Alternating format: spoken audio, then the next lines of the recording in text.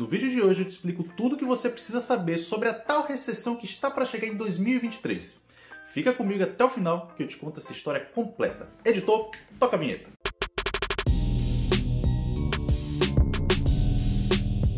Fala pessoal, eu sou o Paulo e esse é o Banca de Negócios, o melhor canal de negócios aqui do YouTube.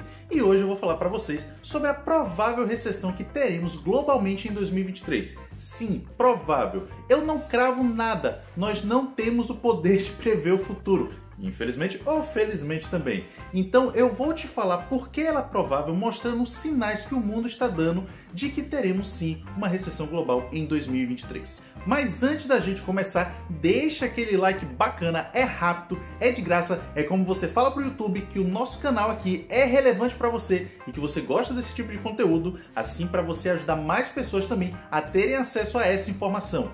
Também, se não for inscrito no canal, se inscreva, ativa o sininho de notificação, é de graça, é rápido, ajuda a gente pra caramba. Eu vou te falar que desde 2016, há longínquos 6 anos atrás, eu escuto muita gente falar: se prepare para uma crise que está para chegar, se prepare para uma grande recessão que o mundo vai enfrentar. Mas quem na verdade fez a gente ter uma crise global foi a natureza. A crise de saúde, que você sabe qual é, mas que eu não posso falar porque o YouTube pode tirar o meu alcance, obrigou o mundo a se reformular e mostrou uma crise sem precedentes, mas que na verdade teve alguns pontos muito peculiares. O que todo mundo esperava, que o consumo caísse, e estranhamente o consumo não caiu. Estranhamente não. Vamos falar que é natural a gente até entender que o consumo não tenha caído. Afinal de contas, estamos na era da internet, na era da informação muito rápida, na era de estratégias logísticas. Estamos em um momento em que não necessariamente você precisa ir até uma loja comprar algo, mesmo que essa loja exista e que você goste dela. Não, você pode acessar o site dessa loja e comprar. Foi muito o que aconteceu durante essa crise de saúde que o mundo enfrentou. E o problema foi que essa crise fez os governos tomarem medidas que restringiram a locomoção das pessoas. E isso foi necessário nesse momento, só que criou um problema de escassez. Quando você tem uma escassez de produto e um público que está disposto a consumir, você vai ter preços subindo. E para a economia não se fechar, para a economia não ter prejuízos maiores, os governos injetaram muita grana dentro de seus países, dentro de suas economias, tanto para pessoas quanto para empresas. Quando você tem uma escassez de produtos disponíveis para venda e muito dinheiro circulando, com pessoas com uma disponibilidade, com uma inclinação a comprar, você vai ter um crescimento de inflação. Esse crescimento de inflação se dá porque quando o dinheiro circula a economia sem um crescimento de oferta, sem um crescimento de empregos, sem um crescimento de produtos para serem vendidos, vai ser criado um movimento artificial na economia onde a injeção de dinheiro e a disponibilidade de compra das pessoas não é necessariamente pelo crescimento econômico do país. Tanto que estamos vendo no mundo inteiro picos de inflação que não são vistos há mais de 40 anos. Eu posso citar Estados Unidos e Reino Unido como dois exemplos muito emblemáticos que desde a década de 80 não vê inflação tão alta em seus países.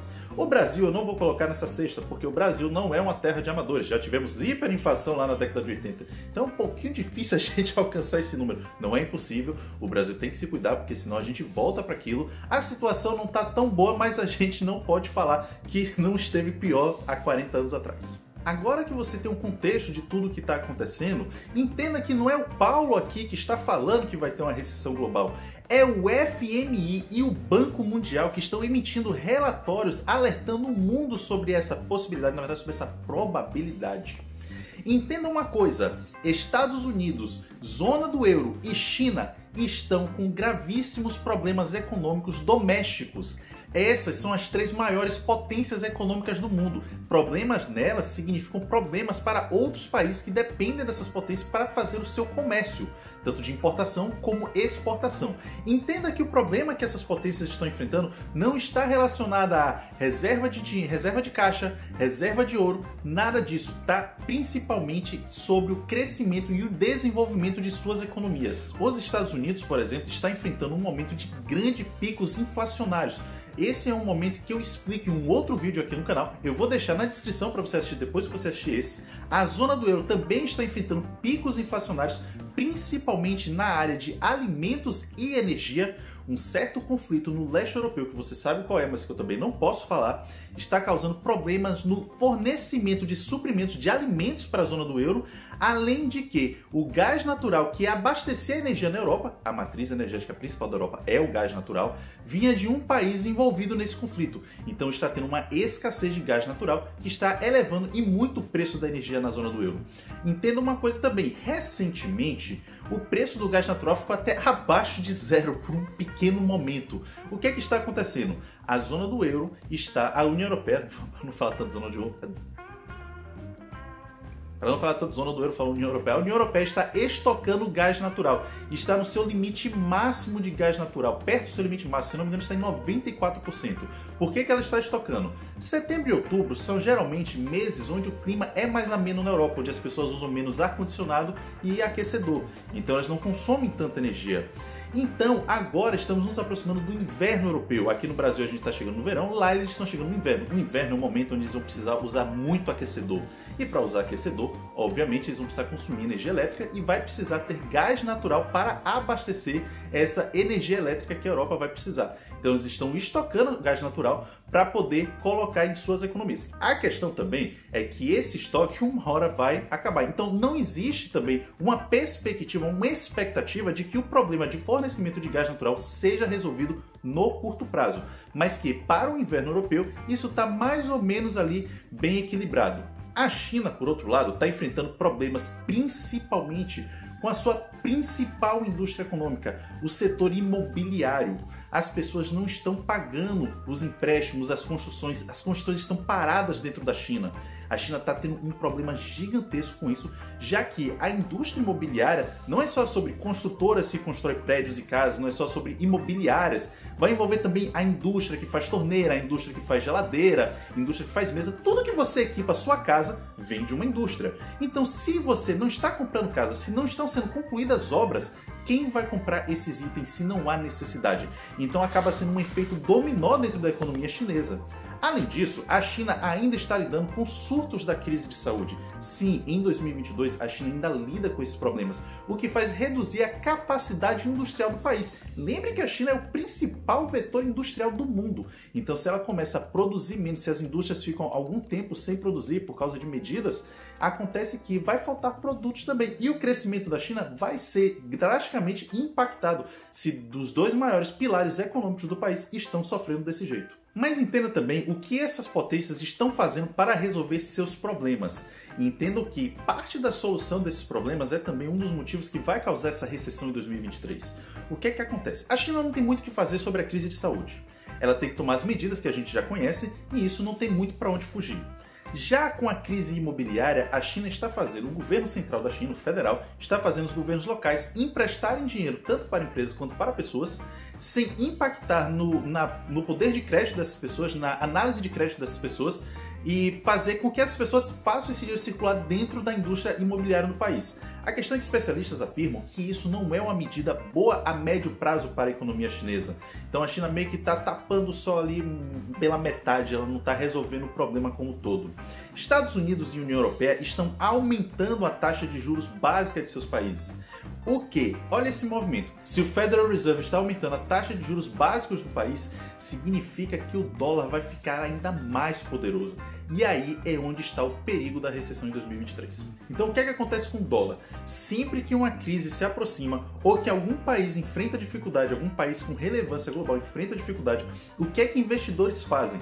Procuram um porto seguro. Sempre que o mar está muito revolto, um marinheiro vai para um porto seguro. O porto seguro dos investidores é o dólar. E como é que essas pessoas fazem? Elas vão lá na casa de câmbio, eu quero 100 milhões de dólares aqui em dinheiro na maleta para eu levar lá para a Suíça. Não, não é bem assim. Eles fazem essa compra de dólar comprando títulos de dívida do governo americano. É a maneira mais eficaz de você se proteger em dólar do que está para acontecer na economia mundial. Então, quando esses investidores procuram tanto o título de dívida de juros dos Estados Unidos, o dólar vai se fortalecendo. Você deve estar sabendo que o dólar chegou a ficar mais alto que o euro. O dólar com real, não vou nem fazer uma brincadeira de quanto é o dólar com real aqui. Você bem sabe quanto é. No dia que eu estou gravando esse vídeo está acima de R$5. Eu imagino que não vai cair abaixo de R$5 tão cedo, mas eu posso estar enganado. Se eu estiver enganado e você estiver assistindo esse vídeo em um momento que o real esteja abaixo de um dólar esteja abaixo de R$5, deixa aqui nos comentários e fala: Paulo, você estava errado, tá bom?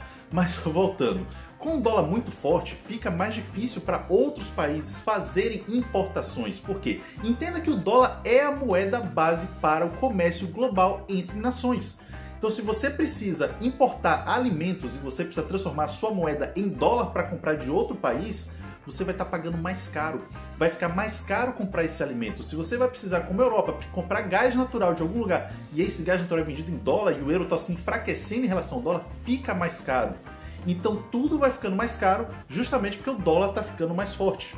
Mas pense outra coisa também, não é só porque você se refugia, você usa o dólar como escudo. No dia que eu estou gravando esse vídeo, a taxa de juros dos Estados Unidos está entre 3,75% a 4% ao ano, o que para os Estados Unidos é uma taxa muito alta. Então se você é investidor, se você controla um fundo de investimento, você tem muita grana para investir e está precisando de um título de dívida, você vai olhar uma potência global que não tem praticamente chance alguma de causar um calote, a não ser por uma birra política, como aconteceu há alguns anos atrás, mas mesmo assim só ameaçaram, eles nunca vão dar o calote, porque todo o foco dos Estados Unidos é sempre a economia do país. Então você vê que a taxa está pagando bem, que o dólar é um refúgio à crise, que todo mundo está procurando, o dólar está se fortalecendo e ainda está recebendo 4% ao ano de insegurança.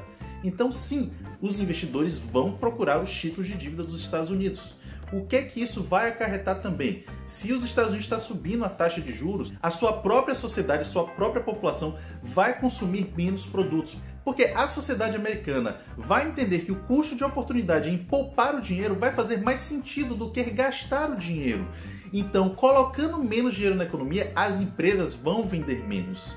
Entendo que vendas é o que faz o dinheiro girar na economia, tanto para pagar salários, tanto para crescimento, tanto para pagar impostos, então tudo gira em torno das vendas das empresas. Se o consumo cai, as empresas vão vender menos. Ah, mas por que eles estão fazendo isso então? Pois é, eu já expliquei no vídeo da taxa Selic, que também vai estar na descrição aqui desse vídeo, que um país sobe sua taxa de juros básica justamente para poder diminuir a inflação. Quando a inflação está fora de controle, o país sobe a taxa de juros justamente para a população parar de consumir, começar a poupar mais e assim cair os índices inflacionários do país. Só que, ao mesmo tempo, fica mais caro para as empresas tomarem empréstimos. Então, assim, as empresas não só vão vender menos, como vai ficar mais difícil pegar empréstimos para modernizar suas operações, para fazer suas operações crescerem, para contratar novas pessoas, para fazer novos investimentos. Então, é um momento em que a economia tem uma retração. Então, se a economia vai ter uma retração, se as três principais potências mundiais vão ter retração em suas economias, justamente pelas medidas que estão tomando para conter os problemas de hoje, e não são que eles tenham que tomar outras medidas, essas medidas hoje são necessárias, mas vai ter essa consequência num curto prazo, no futuro próximo, o que eles estão pensando também sobre o médio e longo prazo no projeto dos países. Acontece que com a retração econômica, você vai sim ter algo que é caracterizado como recessão econômica, e tendo em vista que são as três maiores potências globais, você vai ter uma recessão econômica global. Mas entenda uma coisa também, eu estou falando que vai ter uma recessão econômica global em 2023, mas não é a mesma recessão que a gente enfrentou em 2008, e não é também a mesma recessão que foi enfrentada pelo mundo em 1929. É sim uma recessão, mas não é tão grave como foram aquelas. Não, na verdade, a previsão é que não seja tão grave. Então entenda isso também. Se o conflito no leste europeu continuar, então é provável que a Europa continue enfrentando altos preços na produção de energia, a menos que eles consigam mudar a matriz energética. Também é algo que eles vão pensar para médio prazo, mas para curto prazo talvez isso não influencie tanto, eles não têm essa capacidade ainda, e não é da noite para o dia que eles fazem isso. Então sim, 2023 vai ser um ano difícil, principalmente para países emergentes. Países desenvolvidos, como os próprios Estados Unidos, eles têm uma sociedade que mesmo consumindo menos, ainda vai consumir. Então o efeito lá é menor. Outros países que não têm esse poder, que a sociedade não tem essa capacidade, vai sofrer mais. Por isso que é importante que países emergentes não criem políticas públicas que tapem o sol com a peneira. Pensem no projeto do país, principalmente a médio e longo prazo. Pessoal, entenda outra coisa também. Toda crise, recessão, crise simples, crise grave, recessão econômica, é quando o dinheiro muda de mão. Então se certifique de que você está fazendo de tudo para ficar do lado de quem vai receber esse dinheiro que a crise vai trazer e não a pessoa que vai perder tudo durante a crise. Beleza? Com isso, não se esqueça de deixar um like, é de graça, é rápido, ajuda demais o trabalho da gente. Se já não for inscrito, se inscreva no canal. Muito obrigado pela sua atenção e até o próximo vídeo.